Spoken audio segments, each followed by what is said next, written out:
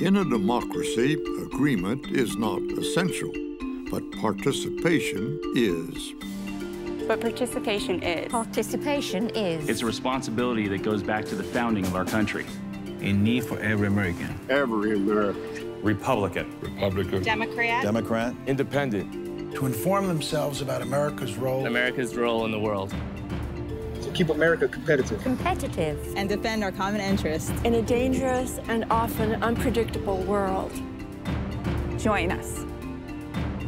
Join us. As we discuss Today's most critical global issues. Join us. Join us. Join us. Join us. For great decisions. Prepare. Prepare to discuss the world. Great Decisions is produced by the Foreign Policy Association, inspiring Americans to learn more about the world. Great Decisions is produced in association with the University of Delaware. Sponsorship of Great Decisions is provided by PricewaterhouseCoopers LLP, the AARP Office of International Affairs, and the European Commission. Coming up next, is American power fading?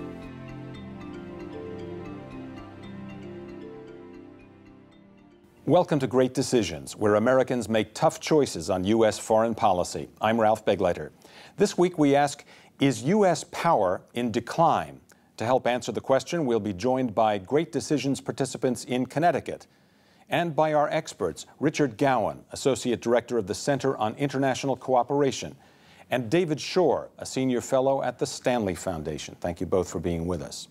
So let me ask you the simple question, is American power in decline? David?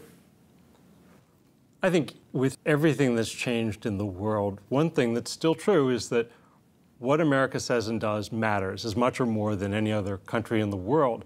What's happened to American power is just part of what's happened to power in the world everywhere.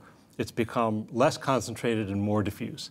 That makes it harder for America to get what it's seeking, but it doesn't affect the fact that America has the job of being a global leader, of sitting at the center of the system, hopefully helping promote peace and prosperity generally. It just has to work a lot smarter and be less self-absorbed, less self-righteous, and more self-aware, more engaged. And what I think to be effective that we're going to find is that as the world shrinks and becomes more interdependent, America can't stand above and apart. It has to be in there, with its sleeves rolled up. Richard Gowan, you've indicated that you think U.S. power is in decline. I agree with a lot of what David just said. And I think 2 or 3 years ago, before the financial crisis, I would have agreed 100%, but not anymore. I think the financial crisis has massively shaken global faith in the U.S. as a leader. That's compounded a lot of the ill feeling left over from Iraq.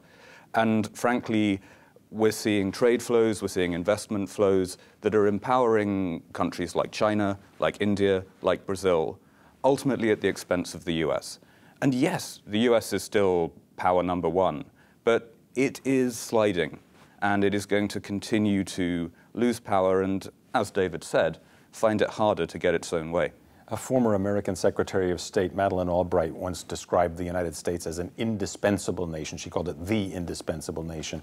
Richard, is it still indispensable? On many issues, yes.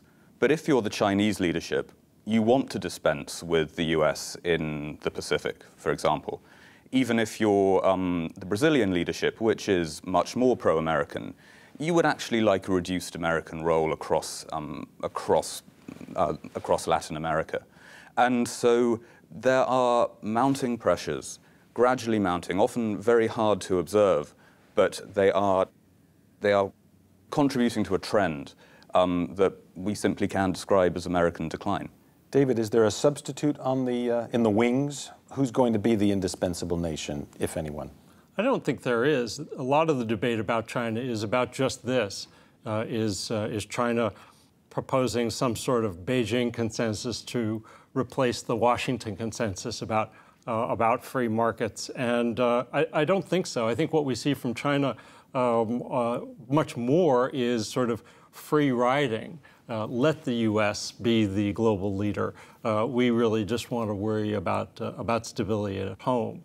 So I think the contrast between my view and Richard has to do with how much we see a competitive dynamic, maybe more on Richard's part, whereas I really do think that interdependence is the driving dynamic of today's world. Now let me follow up on a point that you made a couple of moments ago, and that is about the U.S. responsibility for the world financial crisis. And you talked about how it's undermined credibility on the part of the United States around the world. Let's check in with our Great Decisions Group in Connecticut and see what they say about that. U.S. government, Treasury securities are still the gold standard for any flight to safety that occurs when there's turbulence in the international economy. I think shows that in the long run that people who are making decisions about economic power and economic future still see the United States as the predominant power. The dominance of the United States, which was very high in the last, say, 5 decades, is going to diminish, not because we have stopped growing, but the other countries are growing a lot more than we are. What I see on college campuses or a younger generation growing up is a culture of entitlement because of America's hubris. I mean, the notion that we've always been a world power, will continue to be, is based on very little. And what the speakers that we saw were attesting to, both of them, is the notion of our self-absorption and that we need to become a little more self-critical in order to improve our country. So I think it's a good thing that we're taking time to examine this question. We, in fact, have a lot of sovereign debt ourselves, and Japan and China are, in fact, buying all our T-bills.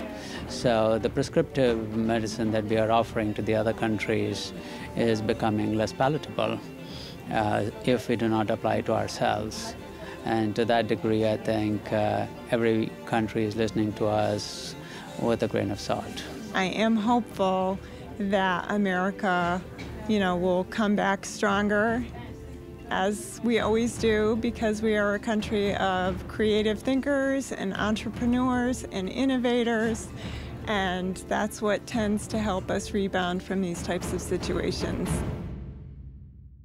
A lot of people around the world, even experts on financial matters around the world, have concluded that the U.S. was responsible for kicking off the current economic and financial crisis.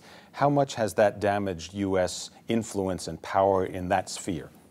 The U.S. has definitely taken a credibility hit here. There are valid questions about the U.S. model. The American financial industry has become oversized and underregulated. Sometimes looks more like a casino or a con game than an efficient market. But that's starting to be dealt with. The congressional legislation on Wall Street regulatory reform has dealt directly with some of those gambling aspects, such as the derivative contracts, and pulling them into a market. And then recently, at an international level, banking regulators came together and set new capital requirements so that there is more backing and less leverage and debt in the markets. Richard, as you know, the United States for years goes around the world telling other countries how they should organize their finances, what they should do with their monetary policy, their debt and investment and so on. Is anybody going to pay any attention anymore to the United States when it speaks on that subject? The funny thing is that a huge number of rising economies, not least China, took America's advice. We have a world of Americas now, a world of capitalist economies. The problem is that they are outproducing us at a huge rate. And that's not only true in terms of manufacturing and mining and so forth, but also in terms increasingly of intellectual economic development. I think it's now true to say that China is registering more patents than even the US. And China is also investing more and more in other countries, while the US faces growing debt. And so the American medicine has worked too well from a certain perspective. Do you think that other countries like China have concluded that they know how to do it better or as well as the US? Or does the US still have an edge in any way, in your opinion, in terms of innovating the new ideas that others, as you indicated, have already copied? The US is still a leader in many areas, and especially if you look at Silicon Valley, if you look at communications, technology, IT, the US is still out in the lead. But we're increasingly coming up with ideas that then make other countries money, because they are producing the gadgets that are designed in the US. And David, what about things like the World Bank and the International Monetary Fund, which of course have their major headquarters offices in the United States and have for a long time had a kind of US tint to their advice and their activities and so on? Are other countries going to salute and say, yes, sir, when the United States, when the World Bank tells them how to do something with their economy? Have we lost credibility in that area? I think the jury's still out on one of the important issues in the old Washington Consensus, which is the question of the role of the state and size of government. I don't think the U.S. can claim to have all the answers on that or anything else. One area in which China has not copied the U.S., and which we really need to for the sake of the global economy, and that is domestic consumer consumption. We have a major imbalance in terms of, and it has everything to do with why there is so much debt in the U.S., with a very consumer demand-oriented economy in the U.S. And a totally export-oriented economy in not only China but other countries such as Germany, and that's why you get so much debt on one side of the equation and so much savings on the other. So the U.S. isn't the only one responsible for keeping a healthy global economy going. All of us mentioned earlier in the program the role that U.S. military power has played in American credibility. Let's ask our Great Decisions group in Connecticut about whether the wars in Afghanistan and Iraq in the last 10 years have contributed in some way to undermining U.S. power in the world. The war in Iraq was a tremendous display of our technology, and certainly with the shock and awe phase of that war, it was extremely impressive, and I don't think that we have many rivals in terms of technology. Afghanistan's a different war. It's not so much on technology. Certainly we use it, but not to the degree I think that we saw it. I think Afghanistan is going to be more of a trial of our leadership and our combat experience, and it's a different type of war, than what we fought in Iraq, I think. I would not say that our military power is declining just because we are struggling in Iraq and Afghanistan. I think we're still eminently the highest military power in the world. And the fact that we're not exercising that power as much, which emanates from the fact that we don't want to be spilling more blood abroad and to be using our manpower and our equipment, does not make it so that we are not a military power. We still are the highest military power in the world. There's no question in my mind American military power is not in decline. Now, what may be in decline is our ability to project that power in meaningful ways to achieve the goals we want. So using a blunt instrument may not always achieve what we want. In terms of our ability to project force across the world, and our ability to deploy the most technological weapons in terms of, fighting spirit and ability, I think our adversaries now realize that with very, very cheap and simple tools, they can make America's life in the field very difficult. The wars in Afghanistan and Iraq have taken their toll in a variety of ways over the last 10 years. Has one of them been on U.S. power, credibility, in its military form around the world? Richard? I think we have to be really careful. If we'd been sitting here in the 1970s, we'd be talking about the enduring damage of Vietnam to American power, and America bounced back. But frankly, yes, Iraq and Afghanistan have massively strained our alliances with NATO countries. If you look at any European political debate today, one constant will be the need to get troops out of Afghanistan as fast as possible. That's even true in traditional allies like Britain. And so these wars have really corroded America's military alliances in the West. But talking about getting troops out of Afghanistan isn't the same thing as saying that the United States hasn't got it anymore. And in pure hardware terms, the US definitely does have it. But there's also a suspicion that financial pressures, budgetary pressures, are going to force the Pentagon to gradually shrink American armed forces. Our allies probably won't be there for us in the same way in future wars. And other powers, as I mentioned before, like China, are increasing their military spending. Now, this doesn't mean you're going to see a collapse in US military power. This is going to take a long time as the military balance shifts, but it is starting to shift against the US. David, are there other players on the scene who will step up, militarily I'm speaking about now, and fill the void if you agree that there is a void created by the wars in Afghanistan and Iraq? Well, I agree with a lot of what Richard said, including this idea that we're talking for many of these things about a long time horizon.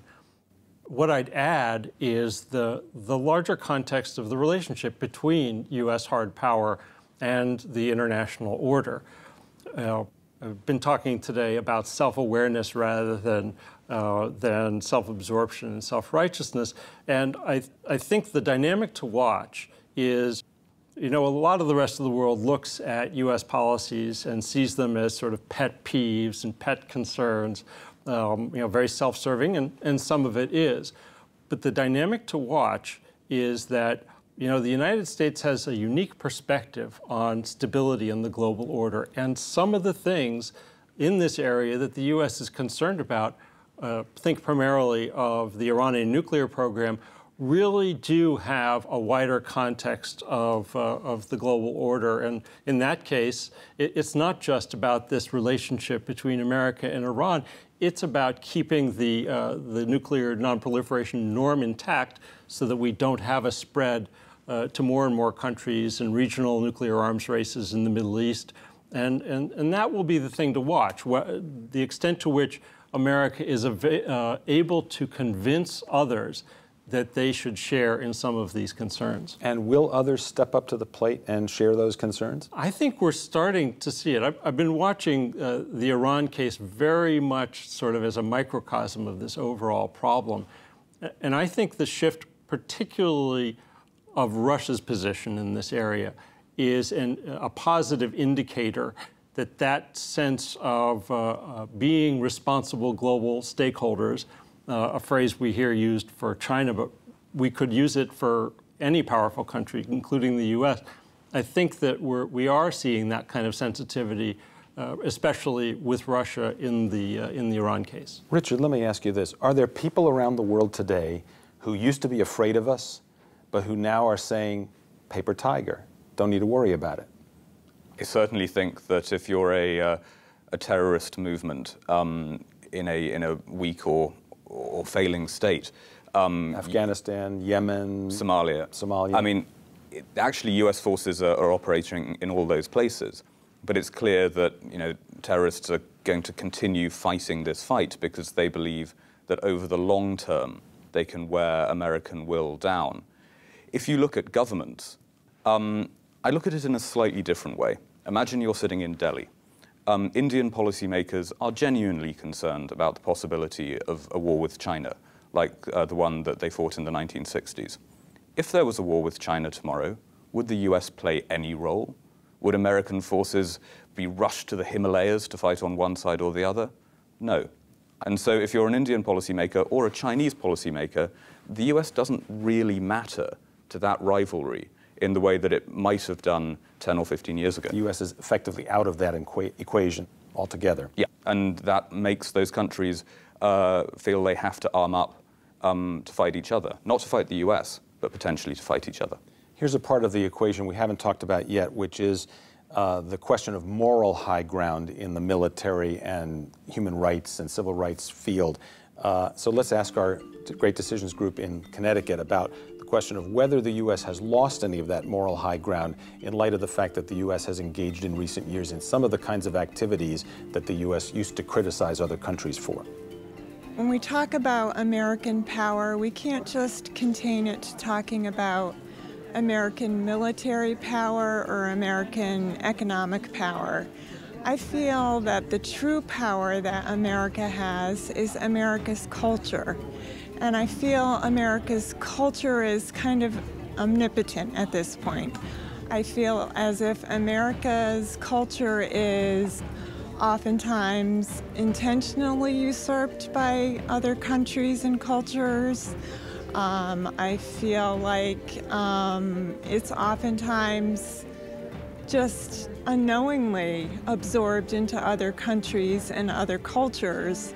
And although that power isn't really definable and quantifiable in the way that military and economic power are, those changes that get embedded into an existing culture are huge. We ask other countries to sign on to non-proliferation, but we are not reducing our nuclear stockpile. There are many, many ways and examples that I think we don't set a tone for the rest of the world. We just really don't. Americans certainly would always like to think that we had the moral high ground, that we go to war only when provoked, and provoked seriously, perhaps attacked first. So I think we've had perhaps regrettable but nonetheless predictable results in Iraq and Afghanistan that has slipped away somewhat from what our self-perception might be. My guess is that internationally and talking with foreign friends have much more realpolitik kind of point of view of U.S. behavior and perhaps a little more suspicious of it than we might view ourselves. David, every year the United States issues a human rights report, and the U.S. regularly criticizes other countries for civil rights, humanitarian issues, and so on and so forth. In the past 10 years or so, do you think the U.S. has lost any of that moral high ground in light of the revelations about its conduct in the war on terror? Here again, there's definitely a getting house in order repair job for America's image, no question about it, especially with the issues relating to detainees. I'm watching particularly this question of whether America's regular court system, whether our justice system is going to be trusted to try terrorists. I think that's a crucial test of the rule of law, of whether we believe in our own systems. Richard, what do you think? Has the United States lost moral credibility in the context of its actions during the two wars? It has, but what worries me is that rather than attempting to resolve some of those problems, a lot of US politicians are actually making them worse by adopting an increasingly strident anti-Islamic rhetoric. Whatever you thought of President Bush, he was actually very positive about Islam in all his statements. Over the last couple of years, we've seen a number of politicians start to be really virulent in their anti-Islamic rhetoric, and that, I think, will do the US a huge amount of harm, because the US is not looking like a global leader that is open to all. It starts to look like a chauvinist country that really does hate Islam, and that would be a disaster for America. Before we leave the topic, I'd like to ask you about a couple of other things like civil rights. Death penalty, for example, is a big factor in a lot of other countries when they look at the United States, and the U.S. education system. How do we fare, Richard, in those arenas when others look at the United States? Let's pick up on education, because that is one area where the US actually is still predominant. I think in tables of all the top universities around the world, the US is normally home to 18 out of the top 20. And this makes it very, very appealing to foreign students, and knowledge is power, and imparting knowledge is powerful. David, recently the United States was ranked number 11 in terms of education in a popular magazine. Do you think that's an unfair characterization, or does that sort of thing spread itself around the world?